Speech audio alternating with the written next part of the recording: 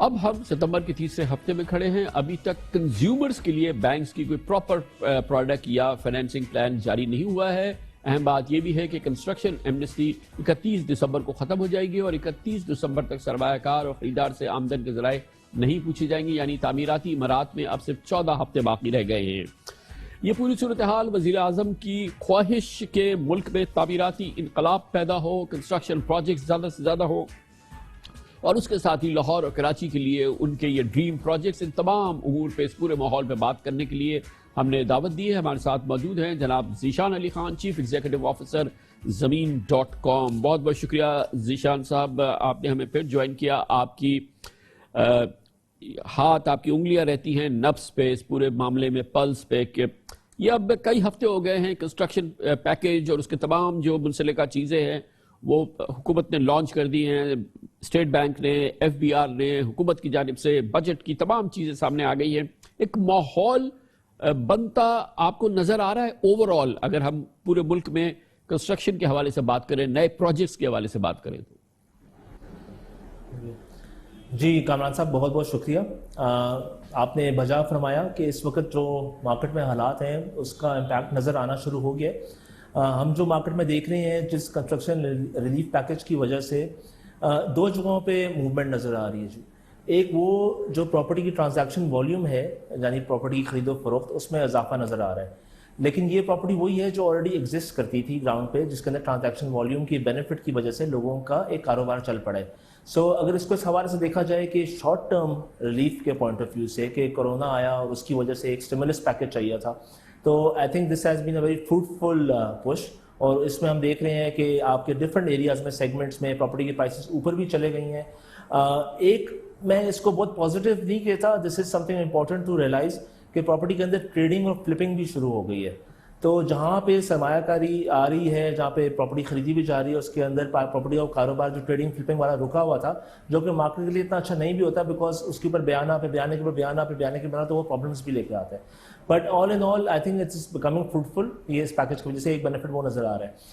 دوسرا بینیفٹ جو ہم دیکھ رہے ہیں وہ یہ ہے کہ بہت سے ایسے لوگ جو ڈیولپمنٹ اور کنسٹرکشن کو نگیٹ کرتے ہیں, اس سائڈ پہ قدم نہیں اٹھاتے, وہ اس مارکیٹ میں اسٹیپ ان کر رہے ہیں. اور جب وہ اسٹیپ ان کر رہے ہیں تو وہ نئے پروجیکٹس کی فارم میں اپنے پیسز آف لینڈس کو ڈیولپرز کے ساتھ کنسورشیم بنا کے اور اس کو اسکیم کے تحت آگے لے کے آ رہے ہیں, اور اس میں ہمیں موومنٹ نظر آ رہی ہے نئے پروجیکٹس کی کنسٹرکشن ڈیولپمنٹ. لیکن اس میں ایک اگر آپ کے پروگرام کے حوالے سے بھی میں ایک ریکویسٹ ضرور پٹ فارورڈ کرنا چاہوں گا کہ ٹائم فریم بہت چھوٹا ہے. دیکھیں, پروجیکٹ کو ڈیزائن کرنا, کنسیو کرنا, اس کو مارکیٹ میں سامنے لانے میں بڑا ٹائم لگتا ہے. So planning itself takes bare minimum, اگر آپ کم سے کم بھی دیکھیں تو وہ 3 مہینے سے زیادہ ٹائم لگ جاتا ہے کہ آپ نے ایک پورا پروجیکٹ کنسیو کرنا ہے. اگر آپ نے دسمبر تک کی ڈیڈ لائن رکھی ہوئی ہے تو اس میں پروجیکٹ کنسیو پھر اپروولز, وہ سارا پروسیس کافی ٹائم لے جائے گا. تو اس میں پش کے لیے شاید ٹائم اور چاہیے ہوگا اس کے لیے. اور پھر آپ نے جو گرے اسٹرکچر کمپلیٹ کرنا ہے سپٹمبر 2020 تک, 2 سالوں کے اندر 22 تک, تو وہ بھی ٹائم فریم کو تھوڑا سا گیج کرنا پڑے گا کہ is that the right time frame. All in all yes, it's a positive step. لیکن اس کے ساتھ ساتھ کچھ چیزوں کو اور بھی دیکھنے کی ضرورت ہے. وہ یہ ہے کہ یہ ایک شارٹ ٹرم ریلیف پیکیج ہے. اگر اس کو لانگ ٹرم بینیفٹ دیکھا جائے تو اس میں پرابلمس ابھی بھی ایگزسٹ کرتی ہیں. جیسے کہ آپ نے فرمایا کہ ہمیں مارگیج کی طرف جو پش آ رہا ہے, آپ نے لیزنگ کے اس کو انیشیٹو کو پش کیا ہے, اور اسٹیٹ بینک کا انیشیٹو جیسے آپ نے بتایا وہ سامنے آ گیا ہے. تو اس کو ابھی ہم نے دیکھنا ہے کہ یہ کیسے مینیفیسٹ کرتا ہے اور اس کی اصل شکل سامنے کیا آتی ہے. اگر اس کی اصل شکل ایسی آئی کہ ہماری 0.2% جی ڈی پی کنٹریبیوشن کے علاوہ یہ اوپر چلا گیا, تو انشاءاللہ اس کا بینیفٹ منی فولڈز آگے انکریز کرتا رہے گا. ایک اوور آل جو ہم دیکھ رہے ہیں خان صاحب وہ یہ ہے کہ اب ہم کافی عرصے کے بعد جو ایک عام نظر سے ہم دیکھتے ہیں کہ اخبارات میں اشتہارات نظر آتے ہیں نئے پروجیکٹس کی, جو کہ کچھ عرصے پہلے تو بالکل ختم ہو گئے تھے. اور اوور آل ایک تو پھر کیونکہ انٹرسٹ ریٹ کم ہے تو لوگ اپنے پیسے نکال کے وہ ریل اسٹیٹ کی طرف آ رہے ہیں, ان تمام معاملات کی جانب آ رہے ہیں. دوسری جانب جو یہ سب سے بڑی چیز جو ہے یہ پرائم منسٹر کی جتنی انیشیٹیوز ہیں اس میں ایک چیز یہ بھی ہے کہ اپروولز وغیرہ جو ہیں وہ تھوڑے بہتر ہو جائے, کہ سارا نظام چلتا ہے جس میں کہ یہ اپروولز وغیرہ ہوتی ہیں. تو اوور آل جو آپ کا فیڈ بیک ہے, یہ تمام چیزوں کے اثرات ہوئے ہیں, اور اب ایکچوئل پروجیکٹس جو ہیں جو جس کو ہم ریئل کنسٹرکشن ایفرٹس کہتے ہیں, ٹریڈنگ خالی نہیں, اسپیکولیشن نہیں, وہ اب آپ کو گراؤنڈ پہ آتے نظر آ رہے ہیں ویری سون.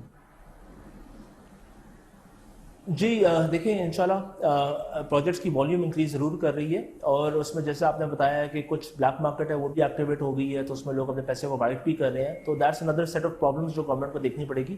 بائی لاس کے حوالے سے جو آپ نے بات کی ہے، ہمارا پرسنل ایکسپیرینس بھی اور جو مارکیٹ میں دیکھ رہے ہیں 100% امپروومنٹ آ رہی ہے۔ ریجن بائی ریجن وہ ویری کرتا ہوگا، ایل ڈی اے کے اندر کچھ ہوگا، آر ڈی اے کے اندر کچھ اور ہوگا، کے ڈی اے کے اندر کچھ اور ہوگا، بٹ 100% اس میں ہم امپروومنٹ دیکھ رہے ہیں۔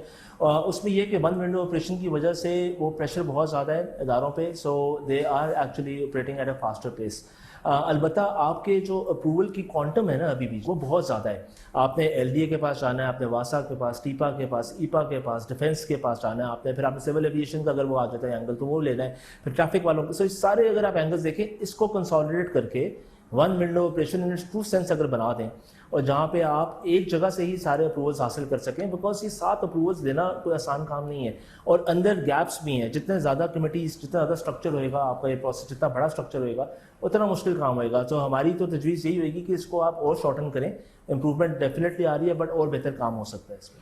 یہ جو بڑے ایمبیشیس پروجیکٹ ہے جیسے راوی ریور پروجیکٹ ہے، جو بڈا بنڈل آئلینڈ پروجیکٹ ہے، ہم سمجھتے ہیں اوبیسلی، اسی لیے ہم کہتے ہیں کہ یہ ایک ڈریم پروجیکٹس ہیں، یہ خوابی پروجیکٹس ہیں یہ، لیکن سٹل آپ اس میں کوئی سبسٹینشیل ٹینجیبل دیکھتے ہیں پروگریس کے نظر آئے گی ان نیئر فیوچر یا مڈ فیوچر؟ جی کامران صاحب دیکھیں، we have to dream high, we have to dream big.